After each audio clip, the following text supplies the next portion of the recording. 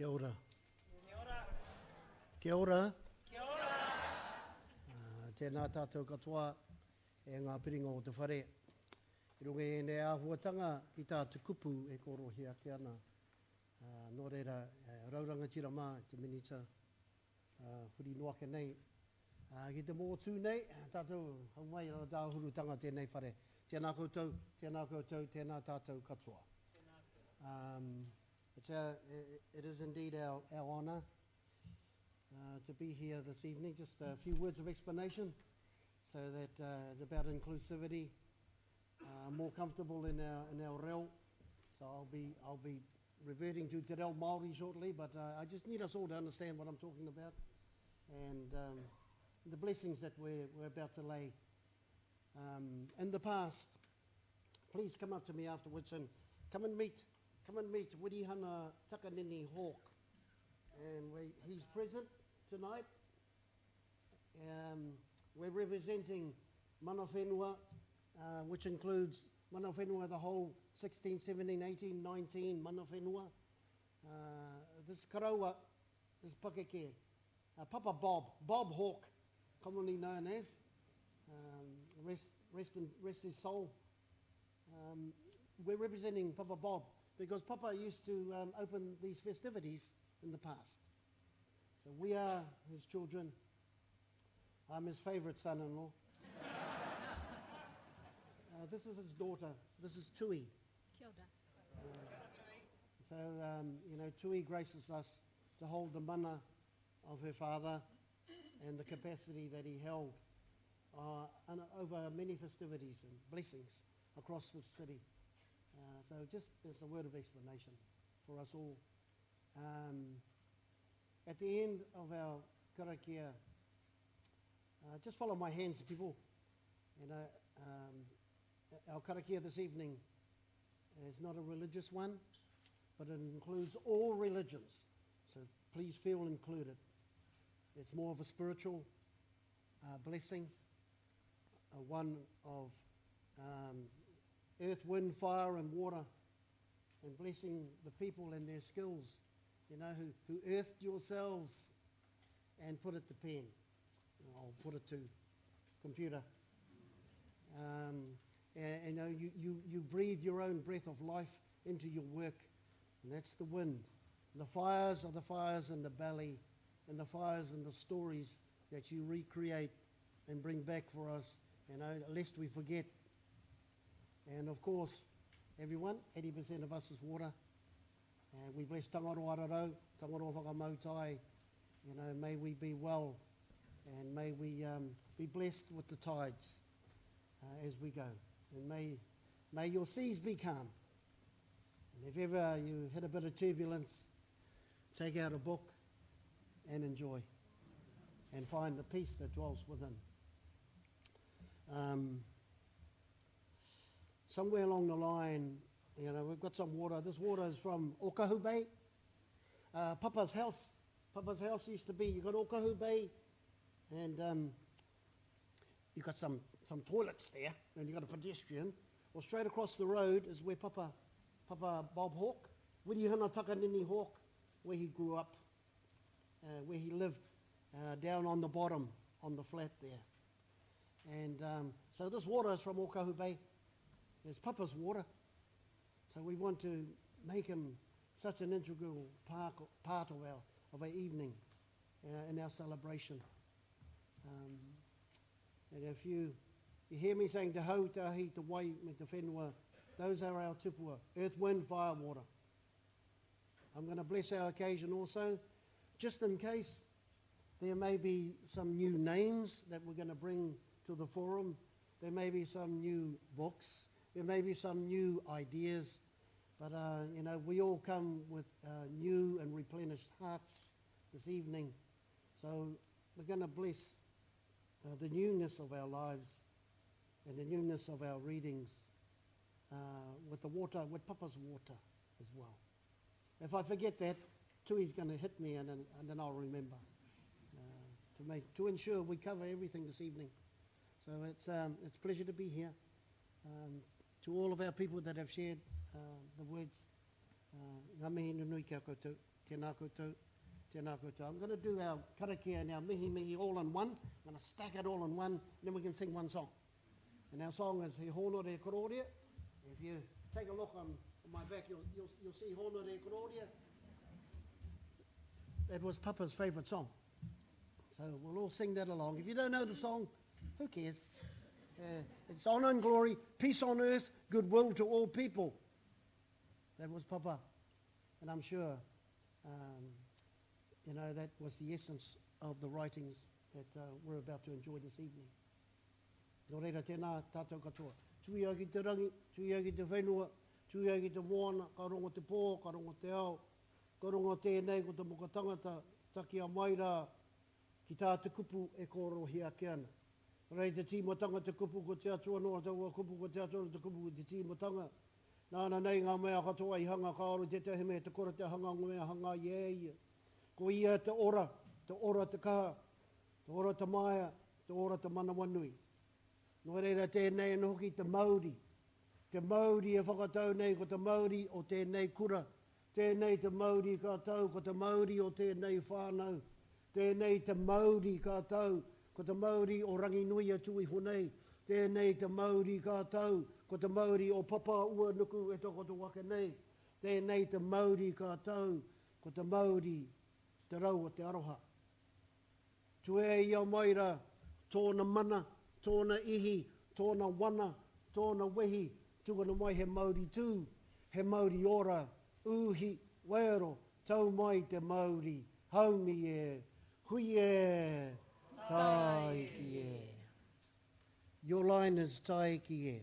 When I say haumi e, I'm asking, hey everybody, are we bound together? Haumi is a sacred tie. On our traditional navigational waka, it's a sacred tie. The wetter the waka got, the tighter the bind became. So when I'm saying haumi e, are we bound together? Hui e, hui, this is the hui, are we united? And your reply is, tai ki e. So your response would be appreciated. Here's the love that dwells within the whare. Haumi e, hui e. Tai ki e. That's the bugger.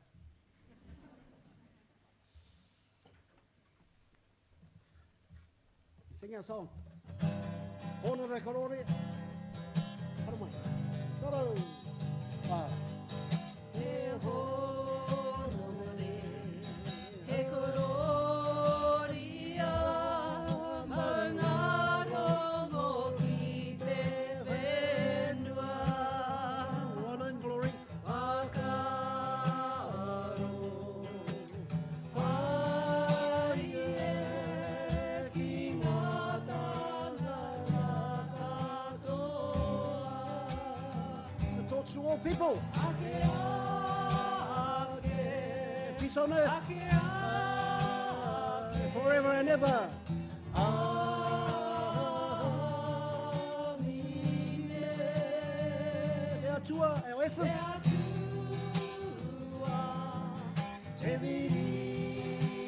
Our solidarity. That's our salvation. E hono re glory, honor and glory.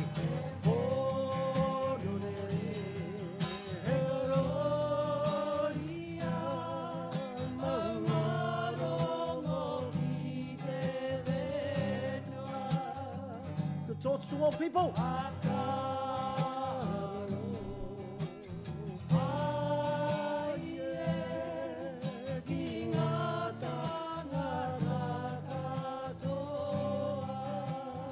Forever and ever.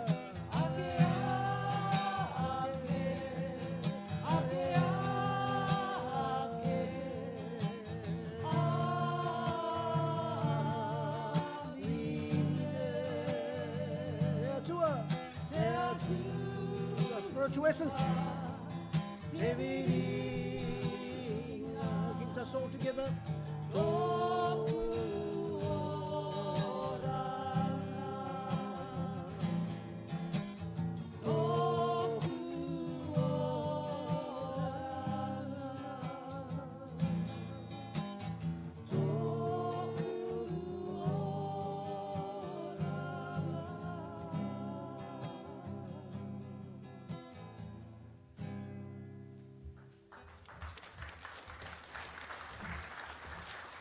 Let us end with a blessing with our water.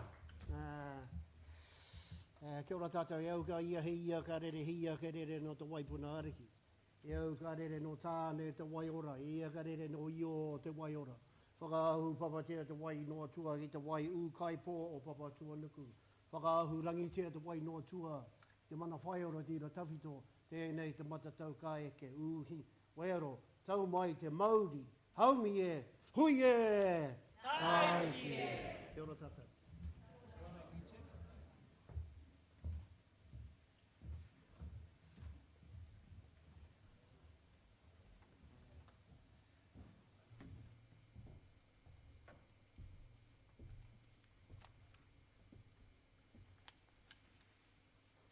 Nā mihi nui kia korua e kui e matua.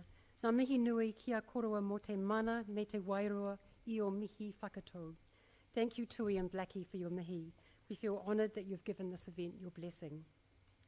Ladies and gentlemen, special guests, tēnā koutou katoa, nā mihi nui. I'm Nicola Leggett, Chair of the New Zealand Book Awards Trust. And on behalf of my fellow trustees, I'm so delighted to welcome you to the 2022 Ockham New Zealand Book Awards, the 54th year of our National Book Awards. As you know, the Auckland Writers' Festival has moved to August this year, which is why we're in this new venue and hosting a smaller audience than usual.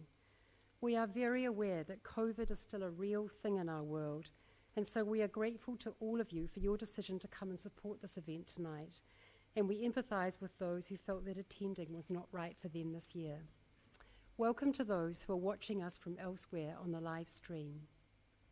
A warm welcome to our special guests, including the Minister for Arts, Culture and Heritage, the Honourable Kamal Sepuloni, Auckland Councillors Josephine Bartley, Ofiso Collins and Pippa Coombe, and the Chair of the Auckland Writers' Festival Trust, Pip Muir, her fellow trustees and festival patrons.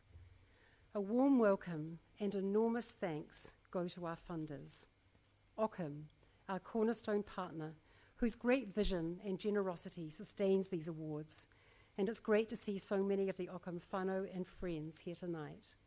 Jann Medlicott, through the Acorn Foundation, the truly wonderful funder of our generous fiction prize. Creative New Zealand, loyal supporter for several decades. Booksellers Aotearoa New Zealand, supporters of the Illustrated Non-Fiction Award. Peter and Mary Biggs, whose long commitment to supporting New Zealand poets drives their support of the Poetry Prize.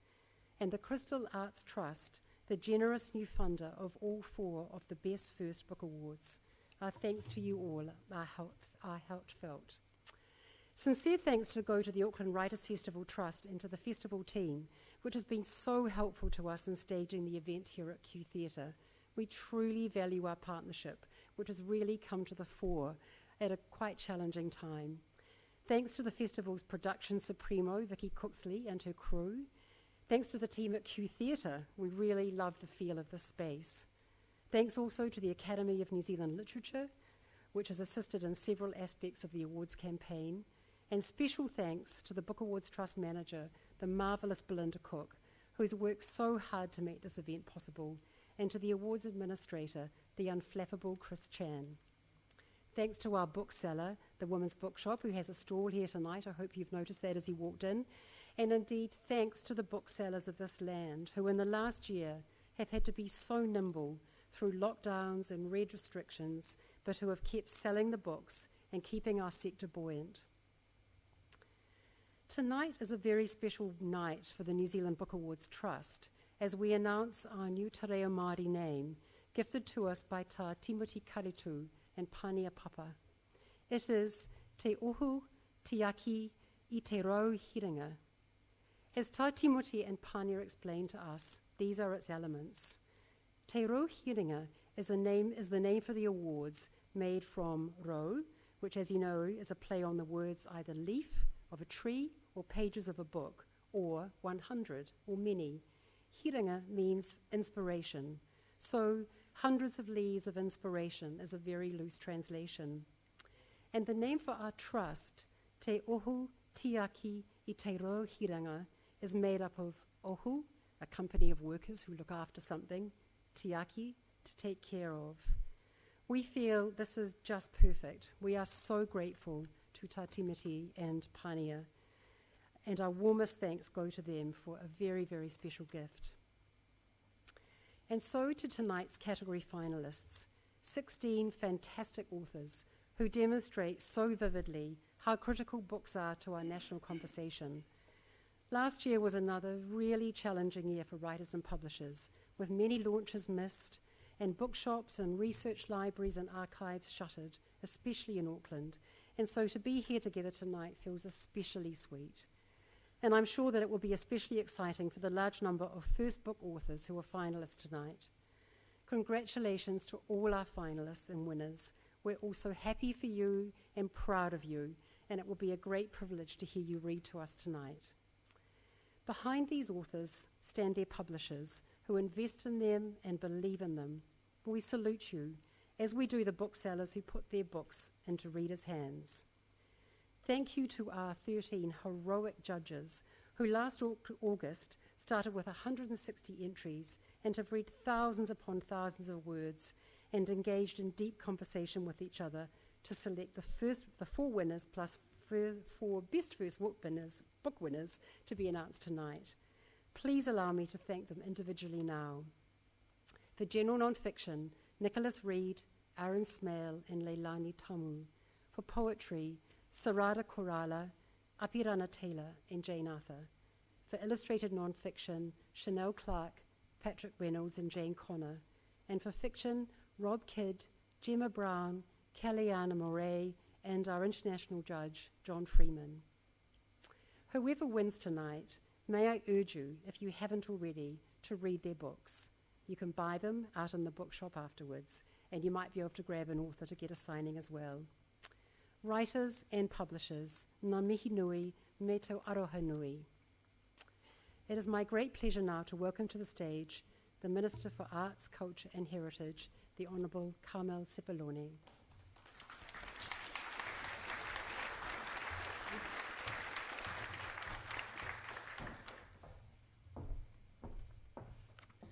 Kia ora koutou.